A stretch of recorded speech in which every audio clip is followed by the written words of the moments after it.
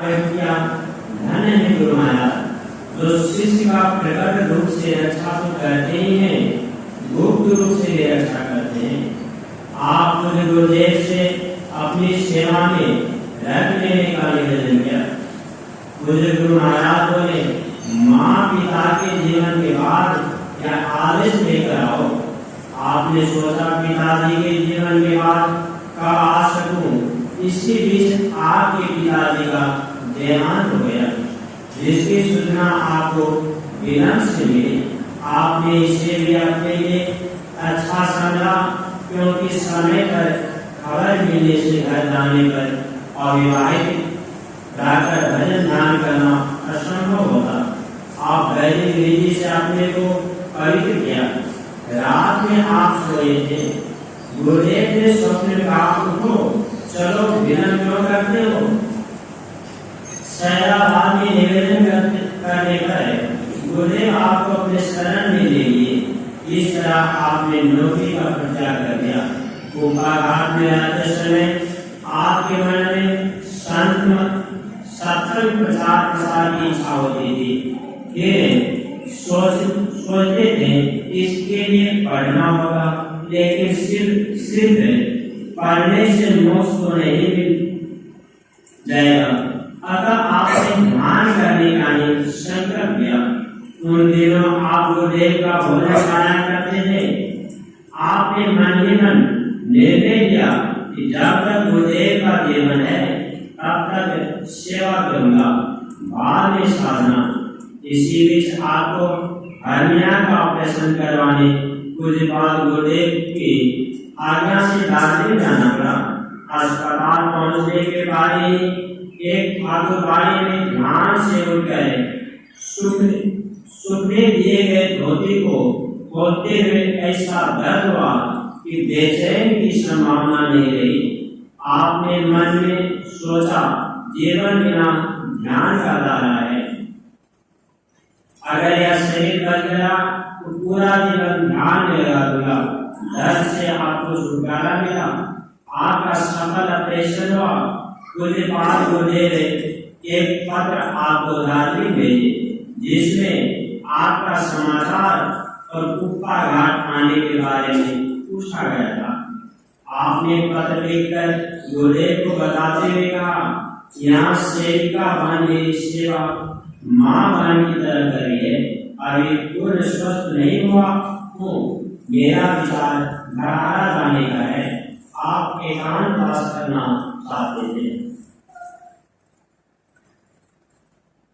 सिक्के का धरारा में घर पर कलेपंथी का जगह है। उसके बगल में वासुदेव यादव की जमीन है। आप उनकी खेती के काम में मदद करते थे।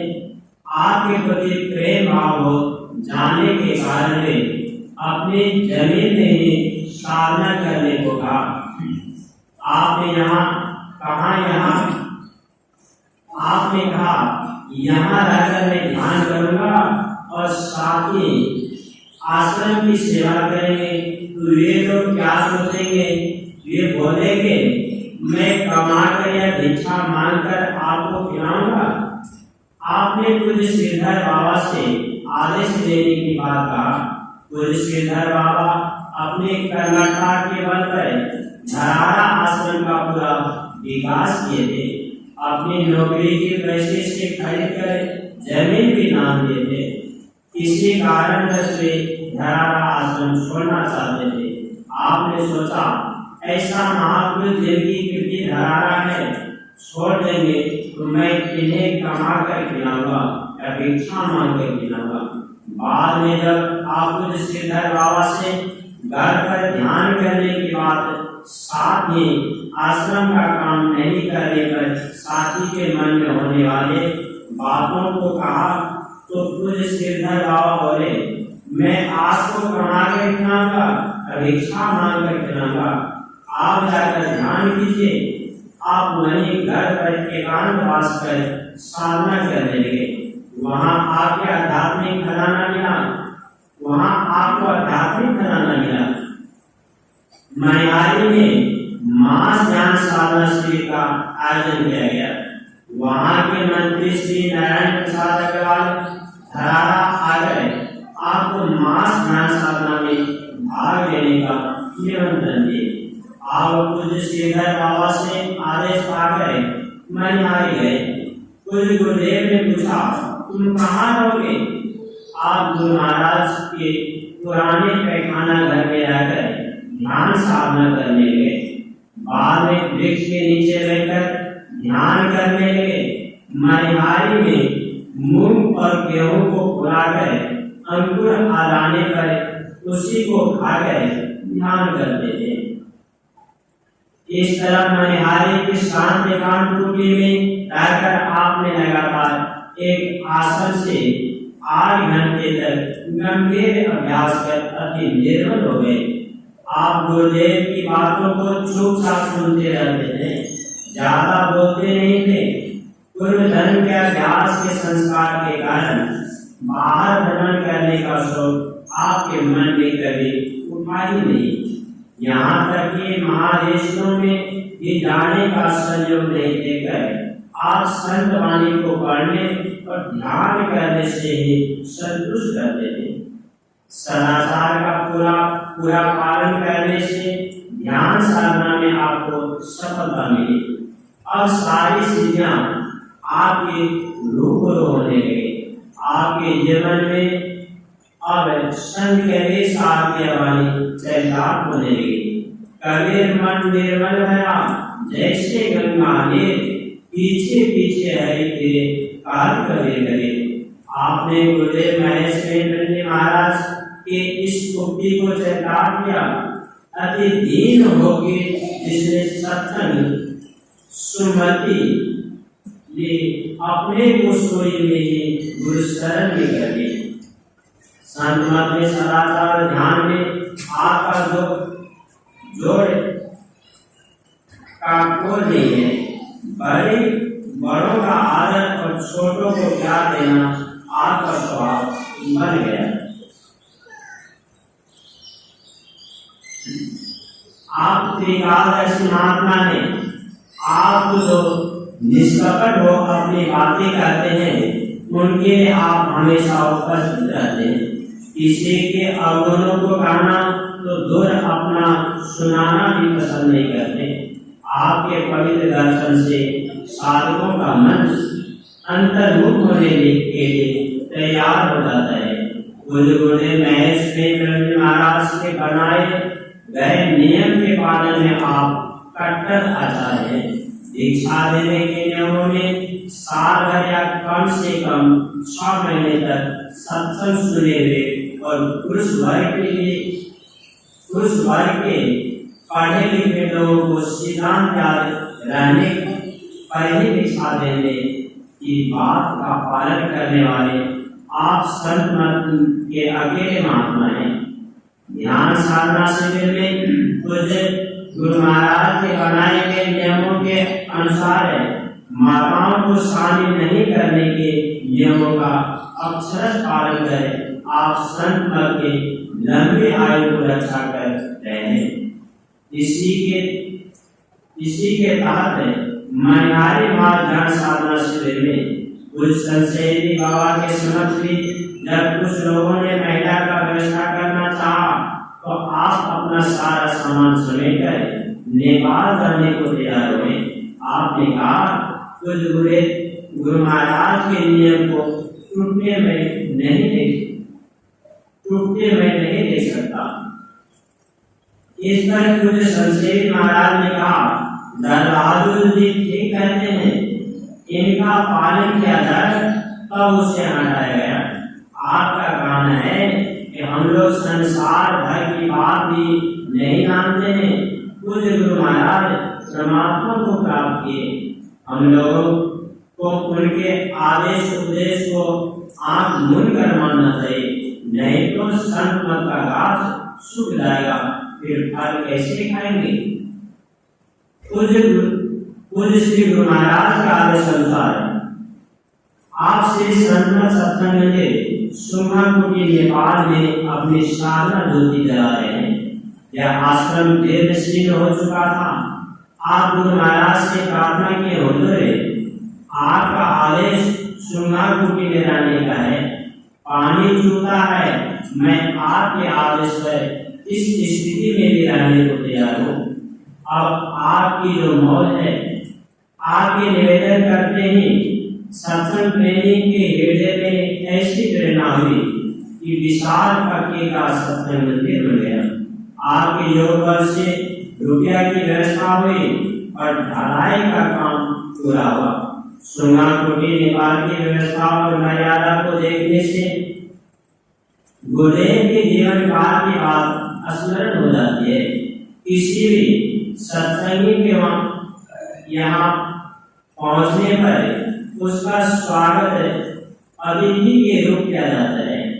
आप अपने सेवकों से उन्हें बिना खिलाए नहीं आने देते हैं। सारे सेवक साधुता के गुण से भरे हैं।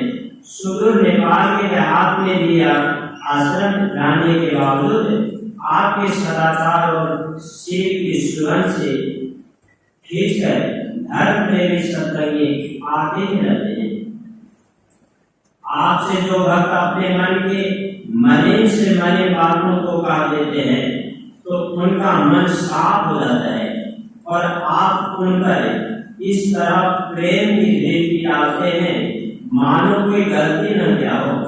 आपको देखकर हमें परम भक्त साधु भाई की बातें स्मरण हो जाती है। गुरु लाने सब मन की कहाँ छिपावे अंत, गोरी भरी कोटी खरी गुरु आगे सब खोल।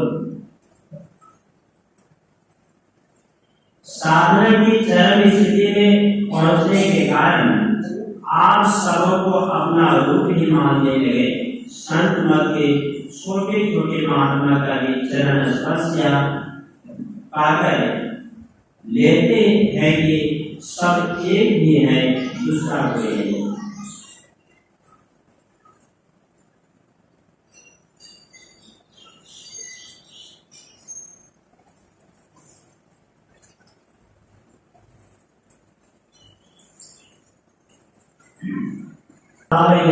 एवं उपदेशों का साथ वार्तालाप के साथ करते। एक माता को कटिहार में आपने समझाते हुए कहने की कृपा की। ध्यान में कुछ नहीं भी देखने पर अगर ध्यान नियमित रूप से किया जाए और संस्कार बहुत ऊंचा उठा देगा। एक माता की यह कहने पर कि घर परिवार अनुकूल नहीं है, यहाँ तक कि पति भी अनुकूल नहीं है। आपने उपदेश देने की कृपा की। जैसा आपका मन चाहता है वैसा सुख यहाँ नहीं मिलेगा। संसार में कितना भी प्रेम जोड़िएगा वह स्थिर नहीं रहेगा। संसार तो सारा है, सारा सर्वस्व नहीं हो सकता। जैसे सुख मन खोजता है वैसा जो युक्ति बताया गया है उसके मुताबिक ध्यान कर वहां पहुंचने से नहीं मिलेगा। पति का सहारा लेकर ही आप यहाँ आ सके हैं। सहारा तो सबको चाहिए, हाँ सहारा तो सहारा ही समझना चाहिए, उसमें डूब नहीं जाना चाहिए। असल बात है सहारा लेकर ध्यान करना। एक युवक के यह कहने पर कि शादी करके पछता रहा हूँ। आपने सारगर्भित उपदेश देने की कृपा की। शादी करके देख लिया ना कि इसमें क्या है। देखो बाबू, भूख लगने पर दूसरे के गाछ का फल तोड़कर खाओगे तो लोग अंगली उठाएंगे, अपना तोड़कर खाओगे तो कोई कुछ नहीं कहेगा। भूख लगी, फल खाया, फिर ध्यान बदल गया। उसमें डूब कर नहीं आना है, सिर्फ उसका सहारा लेकर करना है। ध्यान एक दूसरे का सहारा लो, सिर्फ ध्यान करने के लिए। शादी का तो कोई बुरा भी तो नहीं क्या।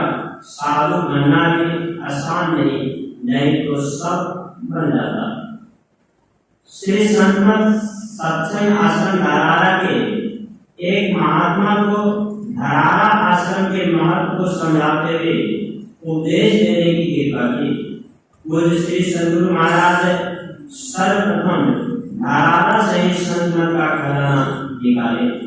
पूज्य श्री श्रीधर बाबा बहुत भी मुझे भी कुछ लेने का मौका मिला, ध्यान कीजिए मिलेगा। श्री संत सत्संग आश्रम में सुनापुर नेपाल में एक महात्मा के यह कहने पर भी आप साधन से पुरुष सत्संग आश्रम के संपत्तियों को देखने की कृपा नहीं करेंगे, भविष्य क्या होगा? आपने कहने की कृपा की तो साधन से होगा, वह इस फेर में नहीं पड़ेगा। आपके उपदेशों का सार है। संत मत की 5 चीजें मुख्य हैं: सदाचार, शिष्टाचार, शिष्टाचार, संस्कृति और ईश्वर भक्ति। शरीर के लिए काम और आत्मा के लिए ध्यान करना है। इन दोनों का सूत्र सत्संग देगा। सत्संग छोड़कर जो ध्यान करना चाहेगा नहीं कर सकेगा। अमुक मुंह वाला, अमुक आकार प्रकार का भगवान नहीं, जिसका रूप है वह कैसा, मूर्ति नहीं, मूर्ति में रहने वाला कौन है, इसका बोध सत्संग से होगा। हम शरीर नहीं तो भगवान शरीर कैसे? जो 1 घंटा युक्ति संग ध्यान करेगा तो कुछ न कुछ संदेश देकर अवश्य देगा। वैराग्य का अभ्यास हो तो निराश का करे। गुरु महाराज ने जो युक्ति बताई है, जो जगह बताया है, वहां अपने को रखे तो दर्शन के आस-पास संसार का सुख जिसके लिए हृदय को छोड़ेगा उसे सुख भी भोगना पड़ेगा, उसे दुख भी भोगना पड़ेगा। सुख आने पर तो उतावला नहीं होगा, वह दुख आने पर निराश भी नहीं होगा। आया तो ठीक, गया तो ठीक, लेकिन ऐसा होगा ध्यान करने से। हमारी इंद्रियों में हमारी ही शक्ति है, उसी को लेकर इंद्रियां काम करती है। उस शक्ति से हम क्या कर सकते हैं नहीं जानते। विष लेने वाले भी हमारी शक्ति है और अमृत लेने वाले भी हमारी शक्ति। चेतन धारा इंद्रियों के घाटों में उतरने से संसार का ज्ञान होता है, विष का पान होता है, दुख का भान होता है और हम तरह तरह कर मरते हैं। विष प्रयोग में सफल होने पर चेतन धारा इंद्रियों के घाटों में नहीं उतरेगी, न संसार का ज्ञान होगा, न विष का पान होगा, न हम तरह तरह कर मरेंगे। पहली वृत्ति में दुख और अंतर वृत्ति में सुख है। इस काम को करने से राजा सुखी प्रजा सुखी नहीं तो दोनों सुखी। चेतन धाराओं को समेट ले तो सारी इंद्रियां दृष्टि सिर्फ आग लिया सो नहीं। 10 इंद्रियों के घाटों से समेटने पर ही दृष्टि योग की सफलता है। वही दर्शी होगा, नहीं तो इधर खराब देखा उधर नजर घुमाया तो इसको अनखाना कहते हैं। इंद्रियां विषयों की ओर जाए ही नहीं तब दर्शी। दुनिया तो दुनिया है, संसार रूप और गुण चाहता है। जो दोनों सत्संग करेगा उसे न संसार की गली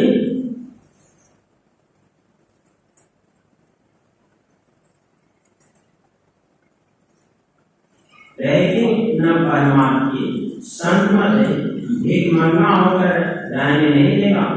सत्संग सुना तो क्या सुना, पढ़िए तो गढ़िए, करिए तब करिए, नहीं तो मरिए। जो सिरवान होगा संसार उसके सामने हाथ जोड़कर तैयार रहेगा। संत मत सिर्फ मैं से मेरी मत नहीं, सभी संतों का मत है। संत वे जिन्होंने दुखों का अंत किया, जो ध्यान कर रहे हैं साधु साधक। साधु को तो भगवान का वादा सुनाना चाहिए, अंदर के वादा के सुने बिना साधु कैसा। जो सत्संग को समझने लगेगा और दूसरे का खाना नहीं खाएगा। कोई खिलाता है तो किसी उद्देश्य से, फिर 1 नंबर का खिलाता है कि 2 नंबर। ध्यान में वैसा ही होगा। ध्यान करने वाले को संशय कैसा। जब तक शरीर है तो ध्यान करना है, शरीर छूट गया तो अच्छी योनि मिलेगी। जो सत्संग ध्यान करेगा उसका धन्य ज्ञानी ध्यानी कुल में होगा। झूठे सुख को सुख कहे, मानत है मनमोदे, जगत छवेना काल का, कुछ मुख में कुछ बोल। दुख उठाइए, लोग सुख होकर दुख ही कमा रहे हैं, दुख उठाकर सुख कमाइए। आपका कहना है शरीर व्यर्थ हो या विरक्त, मन को तो व्यर्थ बनाना ही पड़ेगा। पैखाना मोटा गंदगी और पेशाब पतला गंदगी है, दोनों में पानी लेना जरूरी है। जैसा अन्न वैसा मन, वैसा कर्म वैसा जीवन हो जाएगा। जीवन सुधारना है तो कर्म सुधारना होगा, कर्म सुधारना है तो मन सुधारना होगा, और मन सुधारना है तो भोजन सुधारना होगा। जैसा आप कहे होंगे वैसा आपका संतान होगा, जैसा बीज वैसा गाछ, वैसा फल फिर वैसा बीज। संत मन को चलाएगा गिरज का विरत, जो साधनशील और संयमी होगा। इंद्रियों के घाटों में चेतन धार के उतरने से विषयों से बच नहीं सकेंगे। कोई प्यासा आदमी पानी में पड़ा है, मुंह भी खुला है, पानी भी पीना चाहता है, कब तक बचेगा कहिए तो। वैसे ही हम लोग को विषय का संस्कार है, भोगना भी चाहते हैं। चेतन धारा इंद्रिय घाटों में उतरी हुई भी है, कैसे बच सकेंगे। लेकिन गुरु युक्ति से ध्यान करें तो धर्म कार्य में खर्च कीजिए, जब भगवान का वैक्य जमा होगा, नहीं तो घर फेंक पाले सेवा पात्र, तब साधना पात्र।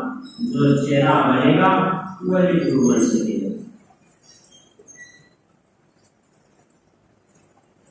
श्री सद्गुरु महाराज की